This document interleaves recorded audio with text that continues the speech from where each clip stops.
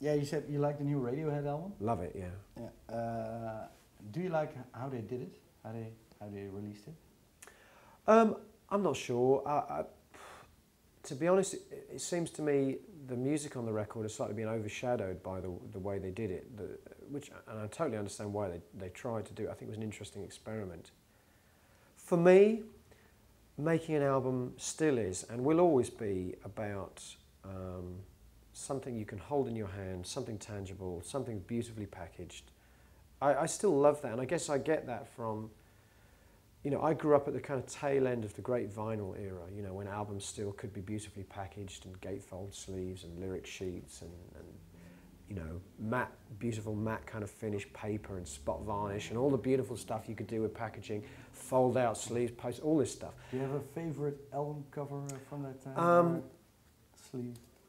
In terms of being elaborate, I'm not sure about the most elaborate ones. I mean, I love, you know, great classic gatefold album sleeves. Like for me, the first Black Sabbath album, you know, for example, that image is still one of my favourite albums of covers of all time.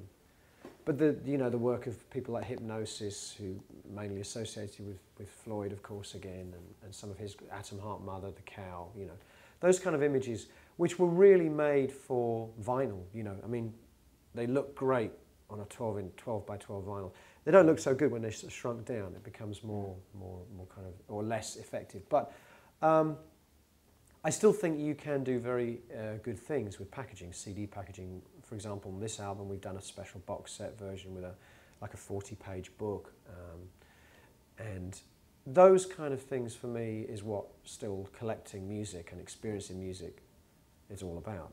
But do you think that in 20, 30 years' time, it's still the standard? No, I think probably things will move further towards download culture, but I still think there will always be an audience and an appeal of beautifully packaged work. For me, it's like the difference between owning a beautiful painting and having a little virtual representation of it, you know, on a computer screen. It's not the same. You need to own a painting. And for me, a Radiohead album, or a Porcupine Tree album, hopefully, it's like owning a painting, you know. Yeah. So I've bought the special Radiohead disc box version. You know, £40, and you get the beautiful book and the 2 CDs.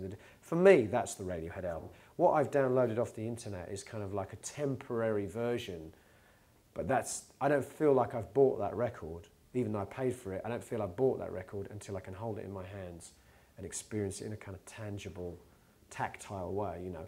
And I know I'm not the only one. I know there is a lot of people out there still that love the experience of collecting and buying and holding a piece of art in their hand. Yeah. Whether it's a Radiohead album or a Porcupine Tree album or a Tool album or whatever. So I think that market, in much the same way that vinyl still, you know, has got a market, I think there will always be a market for that piece of work, you know. Yeah. Yeah, because about this, well, for instance, downloading, then we come close to the theme of your new album, Fear of a Blank Planet. That's a bit about, yeah, how you see younger generations growing up with, well, on the internet, too much information. Yeah, kind of. It's about so many things. I mean, it's kind of hard to talk about the subject matter of the album without talking about life in the 21st century, because it's so, there's so many things wrapped up in it. Everything from, you know, information technology, to television, to Columbine shootings, to MTV, to prescription drugs, you know, all the things that kind of are now part of the lifestyle of young people, and, you know, not just young people, but older people too. I mean, we're all kind of tied to our laptops now. We're all tied to our cell phones, you know, kids and adults alike. And I'm not sure any of that is making life a more enriching experience. The gift of life is not getting any greater for these things. But are you